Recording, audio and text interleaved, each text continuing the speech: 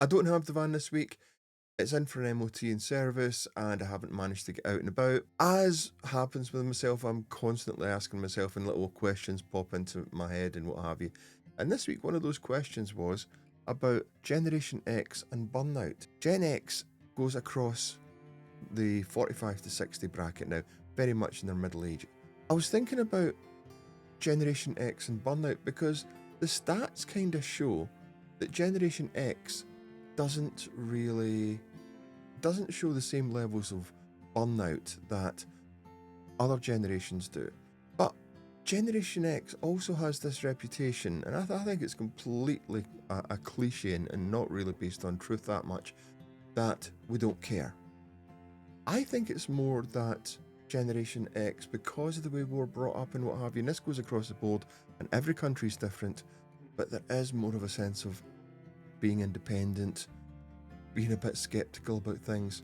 And so when it comes to looking after our own health, well, whereas we do tend to look after our health, but when we're looking at stress and so on, is there a chance that Generation X isn't realizing that we're showing the signs of burnout, and that's why the stats are a bit lower?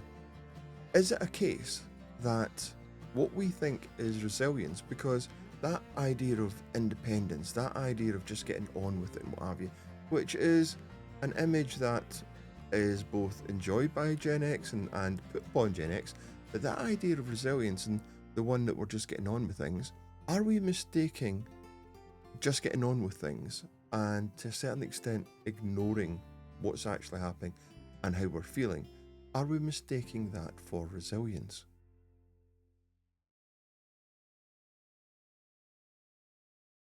There's a high percentage of people who are now reporting high levels of stress and burnout and so on. That includes Generation X. But when you look at the stats, those who come into that Generation X category, it seems to be less. There seems to be a lower percentage of those who are reporting stress or admitting to it and so on. My own experience and my experience from talking to friends and family and clients and so on is there's a lot of people around about my age, around about that 45 to 65 or 45 to 60, who are suffering a great deal of stress.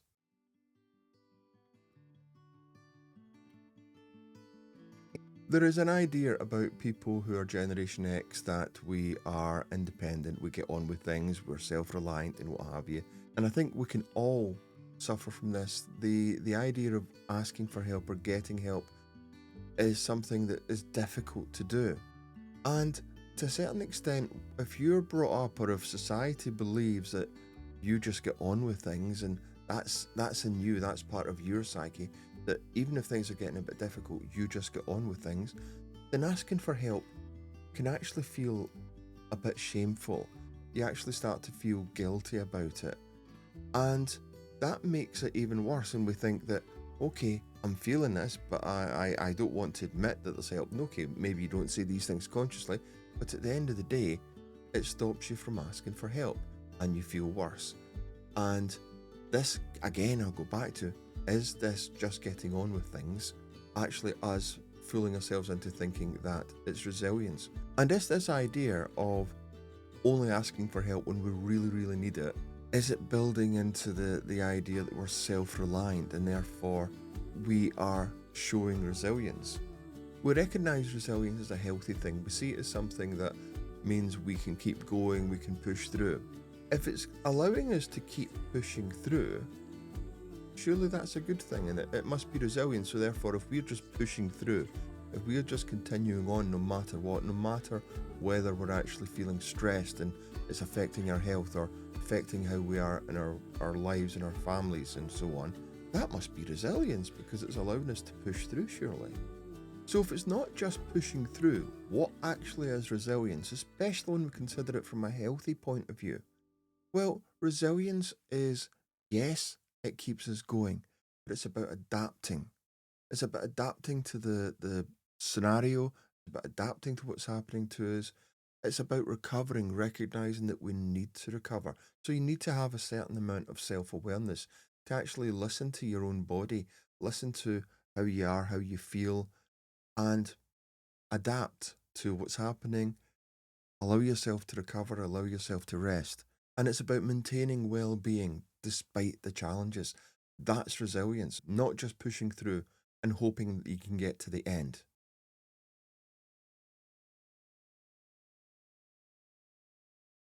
Ask yourself this: are you actually showing signs of resilience? Are you actually being resilient in a healthy way? Or are you just battling on through? Are you showing signs of stress and anxiety? Are you showing signs of burnout? Are you eating the wrong things, not getting enough relaxation? Are you ending up drinking to switch off? Or are you allowing yourself that time to recover? Are you allowing yourself time to switch off? Are you allowing yourself the time to be yourself and enjoy things?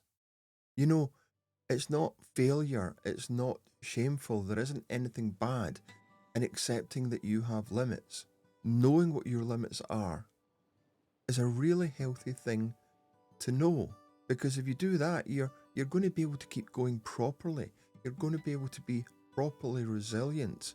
When you recognize your limits, you can then start recovering from the effort that you've put in. You can move forward, you can keep going, you can be that independent go-getter, whatever, but in a healthier way.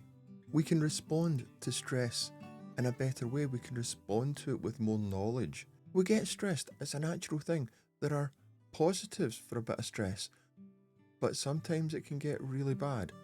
Knowing how to respond to stress in a knowledgeable, more wise way helps us keep going. There's no harm in that. Yes, a bit of stress is good and it gets us going and it's a motivator.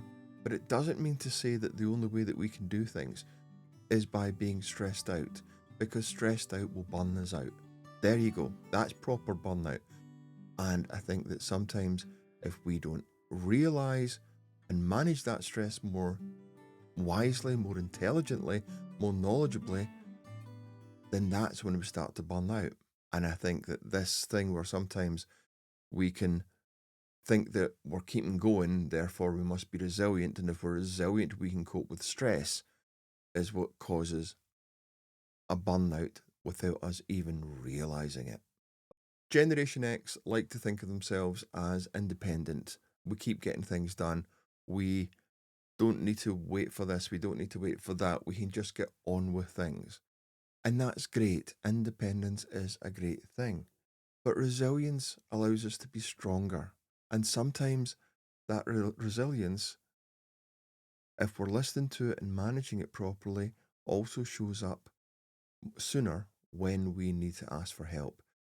And sometimes that help comes outside of that immediate group that we might have, because independence isn't just you doing it. Sometimes we can think, oh, well, I've got the team here, I've got the group here, I've got the family here, whatever, but it's quite a small group. So it's the same people you talk to a lot. And sometimes they may not notice how we are, they may not have the questions or the answers that we actually need. We might not want to ask them certain things. So sometimes it's worth getting beyond that independent group, that independent self. Sometimes it's worth getting out and asking others for help and advice.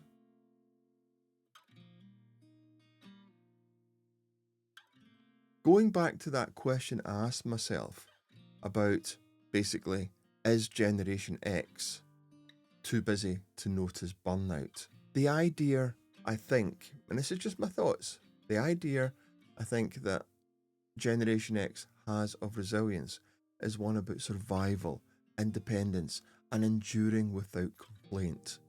But a healthy resilience is about thriving and adapting and knowing when to step back, knowing when you need to recover, when you need help, and when you can actually put your foot down and keep on going.